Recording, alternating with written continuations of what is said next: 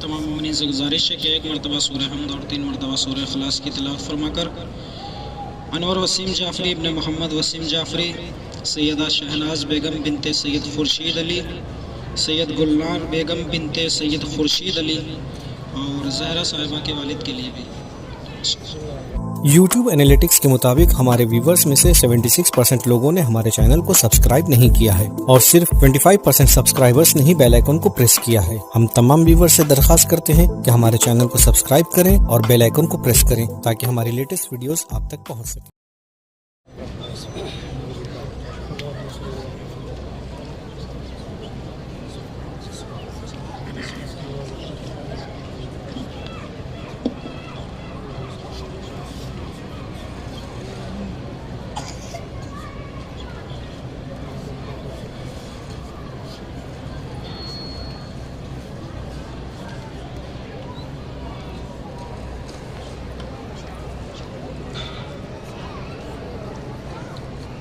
صلوات پڑھنے بآواز بلند محمد اللهم صل على محمد وآل محمد۔ لا حول ولا قوة إلا بالله العلي العظيم۔ أعوذ بالله من الشيطان الرجيم، بسم الله الرحمن الرحيم، الحمد لله الذي هدانا لهذا وما كنا لنهتدي لولا أن هدانا الله، لقد جاءت رسول ربنا بالحق، الحق والحق محبوب رب المشرقين والمغربين، مولانا ومولا الثقلين جد الحسن والحسين أبي القاسم محمد، اللهم صل على محمد وآل محمد وعلى آل بيته الطيبين الطاهرين المعصومين المظلومين المنتخبين المنتجبين، ولعنة الله على أعدائهم أجمعين من الآن إلى قيام يوم الدين، أما بعد، فقد قال الله تبارك وتعالى في كتابه المبين وهو أصدق الصادقين، بسم الله الرحمن الرحيم، إنا أعطيناك الكوثر فصل لربك وانحر إن شأنك هو الأبتر۔ صلوات محمد۔ اللهم صل على محمد وآل محمد وعجل۔ وقت کا خیال رکھتے ہوئے چونکہ اس کے فوراً بعد ایک دوسری مجلس ہے اور اس کی ٹائمنگ جو ہے وہ ماشاءاللہ 9:30 بجے ہے اور اس کی ٹائمنگ 9 بجے تھی، لہٰذا طویل نہ کرتے ہوئے دو چار باتیں آپ کے درمیان عرض کرنے کے بعد منزل مقصود کی طرف پہنچ جاؤں گا۔ ایک بآواز بلند صلوات کا سہارا دو محمد۔ اللهم صل على محمد وآل محمد وعجل۔ قرآن مجید میں ارشاد خداوندی انا اعطیناک الکوثر فصل لربک ونحر ان شانک هو الابتر۔ بارہا آپ نے مجالسوں میں سماعت کیا ہوگا، جو چیز اب ذکر کرنے کی ضرورت نہیں ہے کہ سورہ کوثر سے مراد اہل بیت علیہ الصلوۃ والسلام کا گھرانہ ہے، اور صرف یہ چھوٹا سا سورہ نہیں بلکہ قرآن مجید کی بڑی سے بڑی آیت بھی اٹھا کے دیکھ لیجئے، اگر اس میں کسی ہستی کا ذکر ہوگا معنوی طور پر تو ان سے مراد اہل بیت ہی ہوں گے۔ جب خدا کا کلام یعنی قرآن مجید بنا اہل بیت کے مکمل نہیں ہو سکتا تو پھر دین اسلام بنا اہل بیت کے مکمل کیسے ہوگا؟ جب کلام خداوند عالم بنا اہل بیت علیہ الصلوۃ والسلام کی مدح کے کمپلیٹ نہیں ہوتا، پورا نہیں ہوتا، تو آپ یہ بتائیے کہ کسی مسلمان کا ایمان کیسے مکمل ہوگا بنا اہل بیت علیہ الصلوۃ والسلام کی مدح کے؟ لہٰذا ایک کتاب ہے، کتاب کا نام ہے نبراس الزائرین، مسلسل جس میں زیارتیں پڑھتے رہتے ہیں، حرم کے اندر رکھی ہوئی ہیں۔ اس میں ذکر ہے کہ زیارت امام حسین علیہ الصلوۃ والسلام کا ثواب کیا ہے۔ چونکہ ہم لوگ یہاں رہتے ہیں اور مسلسل زیارتوں پر جاتے رہتے ہیں، لہذا ضروری ہے کہ اس حدیث کو بہت غور سے سنیں۔ کہتے ہیں کہ زیارت امام حسین علیہ الصلوۃ والسلام نہ کرنے والا ایسا ہے کہ جس نے آدھے دین کو چھوڑ دیا۔ زیارت امام حسین علیہ الصلوۃ والسلام نہ کرنے والا ایسا ہے کہ جس نے آدھے دین کو چھوڑ دیا۔ پھر آگے کہتے ہیں کہ آدھے دین کو ہی نہیں بلکہ آدھا ایمان بھی ترک کر دیا۔ اس کے بعد کہتے ہیں کہ اگر وہ انسان کسی سبب جنت میں داخل بھی ہو جائے تو وہاں جنت کی حیثیت سے نہیں رہے گا، جنت والوں کی حیثیت سے نہیں رہے گا، وہاں ایسا رہے گا جیسے کسی کے گھر میں کوئی مہمان جاتا ہے۔ مہمان کا مطلب کیا ہوتا ہے؟ تھوڑی سی مدت کے لیے آتا ہے، پھر اس کے بعد واپس چلا جاتا ہے۔ جب تک انسان کسی کے گھر میں بھی کوئی مہمان آئے تو جب تک وہ مہمان رخصت نہیں ہوتا تب تک گھر والے بے چین رہتے، پریشان رہتے ہیں، اور جب وہ رخصت ہو جاتا ہے تو تھوڑی سی سکون کی سانس لیتے ہیں. ایسا ہے کہ نہیں ہے؟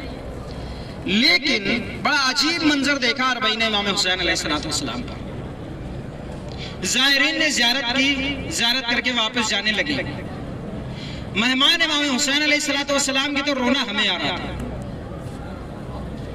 جب ہم ان موقف کو دیکھتے ہیں آج کل کہ جن میں اربعین کے زمانے میں بڑی چہل پہل تھی، اور آج جب ہم دیکھتے ہیں کہ سونے بالکل پڑے ہوئے ہیں، تو عجیب سی دل کی کیفیت ہو جاتی ہے کہ نہ جانے کب پھر اس جگہ اسی طرح کی چہل پہل محسوس ہوگی. جس جگہ ایک چھوٹے سے چھوٹا بچہ بھی نظر نہیں آئے گا، عام دنوں میں اربعین امام حسین علیہ السلام پر اس وقت اس جگہ سے ایک ہی صدا بلند ہوتی ہے،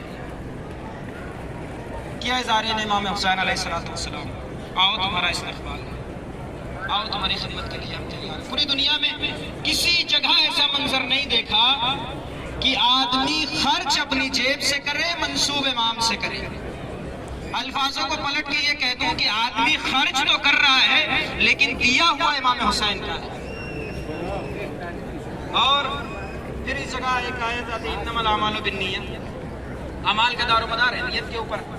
جتنا مجلس امام حسین علیہ السلام میں خرچ کریں گے اتنا ہی آپ کے رزق میں برکت ہوتی چلی جائے گی. وہ الگ بات ہے کہ برکت نظر نہ آئے. صلوات پڑھتے ہیں محمد اللہم صل علی محمد وآل محمد. نعرے حیدری حیدری، نعرے صلوات. اللہم صل علی محمد وآل محمد وعجل. ہمارے حسن بھائی بھی آ چکے ہیں دوسری مجلس کو خطاب کرنے کے، لہٰذا اس ناچیز کو چاہیے کہ آہستہ آہستہ منزل مقصود کی طرف پہنچے. تو زیارت امام حسین علیہ السلام یا نام امام حسین علیہ السلام پر خرچ کرنے کے بعد انسان کو یہ احساس نہیں ہوتا کہ اس کا پیسہ کہیں خراب ہو گیا، یہ بیکار ہو گیا. انسان اپنے گھر میں کسی شادی میں خرچ کر دے، کسی اور پروگرام میں خرچ کر دے، بعد میں وہ حساب جوڑتا ہے کہ ہمارا کتنا خرچہ ہو گیا. لیکن امام حسین علیہ السلام کے زائرین کے اوپر خرچ کرنے کے بعد وہ حساب کتاب نہیں جوڑتا کہ کتنا خرچہ ہو گیا. لیکن اس سال جو انسان نے کیا، مثال کے طور پہ انسان نے اس سال 1000 روپے کا پانی تقسیم کر دیا، یقین جانے اگلے سال اس کے پاس اتنا برکت ہو جاتی ہے کہ وہ چاہے تو 5000 کا پانی تقسیم کر سکتا ہے. یہ برکت ہے امام حسین علیہ السلام ہے. میں نے کہا نا کہ جب دین خداوندی بنا اہل بیت علیہ السلام کی مکمل نہیں ہو سکتا تو مسلمانوں کا ایمان بنا اہل بیت کی مکمل کس طرح سے ہوگا؟ انسان سب سے زیادہ خطرناک تب بنتا ہے جب وہ منافق ہوتا ہے. کفر سے اتنا خطرہ اسلام کو نہیں ہے جتنا منافقت سے خطرہ ہے. آج جو آپ کے سامنے یہ کربلا سجی ہوئی ہے، یہ منافقت کا نتیجہ ہے. یہ ان لوگوں کی منافقت کا نتیجہ ہے کہ جو رسول اسلام کے پیچھے نمازیں تو ادا کرتے تھے لیکن رسول اسلام کے مرنے کے بعد سقیفہ بنی ساعدہ میں پروگرام بھی کر رہے تھے حکومت تیار کرنے کا. اور اگر ناقصی کہہ لیا جائے، چونکہ ہم ناقصی اس حکومت کو کہتے ہیں کہ جس میں اہل بیت علیہ السلام کا شمول نہ ہو، ناقص حکومت تھی. اور ناقص حکومت کے نتیجے میں یہی ہوتا ہے کہ ظلم و جور بڑھ جاتا ہے، قتل و غارت بڑھنے لگتی ہے، لوگ محفوظ نہیں رہتے. کسی نے بھی پوری دنیا میں آج تک بڑی سے بڑی کتابیں لکھی، کسی نے بھی اس طرح کا دعویٰ نہیں کیا کہ فلانے کی حکومت آئی تو لوگ محفوظ رہے. ہاں، ایک انسان کھڑا ہوا اور اس نے یہ دعویٰ ضرور کیا کہ جتنے سال بھی علی کی حکومت چلی کیا کہنا، وہی واہ سبحان اللہ، کیا کہنا. اس درمیان کسی کے گھر میں چوری نہیں ہوئی، اس نے کہا کہ اس درمیان کسی کے اوپر ظلم نہیں ہوا. تو کہنے دیجئے کہ اگر کرسی پہ بیٹھنے والا چور ہوگا تو بستی میں چور پیدا ہوں گے، اگر کرسی پہ بیٹھنے والا ظلم کرے گا تو بستی میں ظلم ہوگا، اگر کرسی پہ بیٹھنے والا فقیروں سے دوری اختیار کرے گا تو فقیروں کے اوپر رحم کرنے والا کوئی نہ ہوگا. جناب سید سجاد علیہ السلام نے اللہم صل علی محمد وآل محمد وعجل. روز عاشورہ کہتے ہیں کہ جب لوگوں نے امام علیہ السلام سے دریافت کیا، جب مدینے آپ پہنچے ہیں تو آثار امام حسین علیہ السلام شہادت کے، تو امام نے کہا میرے بابا کی پیٹھ پہ ایک بڑا کالا سا نشان پڑا ہوا تھا، سیاہ نشان. لوگوں نے پوچھا کہ مولا یہ نشان تھا کیسا، کس بنا پہ، کس سبب یہ نشان امام کی پیٹھ پہ پڑا تھا؟ امام فرماتے ہیں کہ جب سب سو جایا کرتے تھے تو میرا بابا اناج کی کچھ بوریاں لے کے گھر سے باہر نکلتا اور غریبوں میں جا کے تقسیم کرتا تھا۔ اب آپ سوچئے کہ امام کس طرح سے لے جاتے ہوں گے کہ امام نے اتنا اناج لوگوں تک پہنچایا کہ امام کی پیٹھ سیاہ ہو گئی تھی۔ سمجھ میں یہ آئے گا کہ آخر مولا کائنات علیہ الصلوۃ والسلام کی حکومت میں کس طرح سے مولا خدمتیں کیا کرتے تھے کہ کوئی بھوکا نہیں سویا، کسی فقیر کو کوئی تکلیف نہیں ہوئی، کسی پریشانی نہیں ہوئی کسی کو بھی۔ اور جب مولا کائنات حضرت علی بن ابی طالب علیہ الصلوۃ والسلام اللہم صل علی محمد وآل محمد وعجل انتقال ہوا تو نہ جانے کتنے لوگ دروازے پہ آ کے کھڑے ہو گئے تو کہنے لگے کہ جب میرا باپ مرا تب ہم یتیم نہیں ہوئے تھے، لیکن آج علی اس دنیا سے چلے گئے تو ہم یتیم ہو گئے۔ یہ اثر و رسوخ تھا اہل بیت علیہ الصلوۃ والسلام کے گھرانے کا۔ انہیں بات کو ختم کرتا ہوں چونکہ وقت ہو رہا ہے اور دوسری مجلس کا بھی وقت ہو رہا ہے، فوراً اس کے بعد شروع ہوگی انشاءاللہ۔ اور انشاءاللہ تعالیٰ اسی مقام پر خمسہ مجالس کا بھی ایک انعقاد کیا گیا ہے۔ انشاءاللہ کل اس مجالسوں کا اعلان کر دیا جائے گا کس وقت ہوں گی، اور پورا شیڈول انشاءاللہ آپ کے گروپ پر بھی بھیج دیا جائے گا، لہذا تمام مومنین سے شرکت کی گزارش ہے۔ اور ایک باواز بلند صلوات پڑھنا۔ اللہم صل علی محمد وآل محمد وعجل۔ مسلسل منافقتوں کے نتیجے میں کبھی مولا حسن علیہ الصلوۃ والسلام چونکہ شہادت کا وقت ہے، رسول کائنات بہت ساری روایتیں ہیں کہ جس میں یہ بھی ہے کہ رسول کائنات کو زہر دے کے شہید کیا گیا تھا، اور ائمہ معصومین علیہ الصلوۃ والسلام تمام کے تمام جو ہیں ہمارے اللہ امام زمانہ علیہ الصلوۃ والسلام تمام کو زہر دے کے شہید کیا گیا، اور روز قیامت تک ہم ان کے اوپر گریہ کرتے رہیں گے، کیونکہ ہم وہ لوگ ہیں کہ جو رسول کے کہنے پر خوش ہوتے ہیں اور رسول کے کہنے پر ہی گریہ کرتے ہیں۔ لیکن مقام کربلا ایک ایسی جگہ ہے کہ جب اس جگہ کسی چیز کا، کسی ہستی کا، کسی بھی ظلم و جور کا کہ جو دنیا والوں پر ہوتے ہیں ان کا ذکر کیا جائے تو مصائب کربلا کے سامنے بہت چھوٹے ہو جاتے ہیں، کیونکہ روایتیں بتاتی ہیں کہ امام حسین علیہ الصلوۃ والسلام کی شہادت کے وقت جب امام حسین علیہ الصلوۃ والسلام کے جسم کو پامال کرنا چاہتے تو کہتے ہیں کہ جب کیفیت دریافت کی گئی تو تاریخ میں موجود ہے کہ بتاؤ امام حسین علیہ الصلوۃ والسلام کے لاشے کو، شہداء کے لاشے کو پامال کیسے کیا؟ کہتے ہیں کہ کیسے پامال کیا گیا؟ کہتے ہیں کہ سب سے پہلے ہم نے 10 ایسے گھوڑوں کو لشکر سے نکالا جو بہت زیادہ طاقت، بہت بڑی قیامت کا وقت تھا، 10 ایسے گھوڑوں کو نکالا کہ جو بہت زیادہ طاقتور تھے۔ اس کے بعد 10 ایسے جوانوں کو باہر نکالا کہ جو پورے لشکر میں بھاری بھرکم، کہتے ہیں کہ ان 10 جوانوں کو ان بھاری بھرکم گھوڑوں پہ سوار کیا گیا اور پھر حکم دیا گیا کہ لاشوں پر دوڑا دیا جائے۔ آپ سنتے ہیں نا کہ مولا عباس علیہ الصلوۃ والسلام اتنے طویل القد تھے کہ جب گھوڑے پہ سوار ہوتے تھے اور گھوڑا چلتا تھا تو مولا کے قدم زمین پہ خط کھینچتے ہوئے جاتے تھے، لیکن جب بعد کربلا جناب زینب صلوات اللہ علیہ کربلا پہنچی ہیں بعد شہادت، تو جناب سید سجاد نے سب کی خبروں کو پہچانوایا ہے۔ پھوپھی اماں یہ بابا حسین کی خبر، پھوپھی اماں یہ حبیب ابن مظاہر کے خبر، پھوپھی اماں یہ گنج شہیدہ ہے۔ آئیے پھوپھی اماں آپ کو امو عباس کی قبر دکھاتا ہوں۔ روایتیں بتاتی ہیں کہ جب جناب زینب کو لے کے جناب سید سجاد قبر مولا عباس پہ پہنچے نا، جناب زینب نے کہا سجاد یہ میرے عباس کی قبر کیسے ہو سکتی ہے؟ کیونکہ جب میرا عباس گھوڑے پر سوار ہوتا تھا تو زمین میں خط کھینچتے ہوئے اس کے پیر جاتے تھے۔ جناب سید سجاد نے کہا پھوپھی اماں جب شہادت ہو گئی سب کی، فوج یزید نے امو اور بابا کے لاشے پر گھوڑوں کو دوڑایا تو چاچا کا لاشا ٹکڑوں میں تقسیم ہو گیا تھا۔ پھوپھی اماں میں نے چاچا کے لاشے کے ٹکڑوں کو ایک جگہ اکٹھا کر کے یہ قبر بنائی ہے. چھوٹی سی قبر دیکھی نا جناب زینب نے تڑپ گئی. اے بھیا عباس، اور اپنے آپ کو مولا عباس علیہ السلام کی قبر پہ گرا دیا. بیان کرتی رہی. بس آخری فکر مصاحب کی مولا عباس کے سن لیجئے.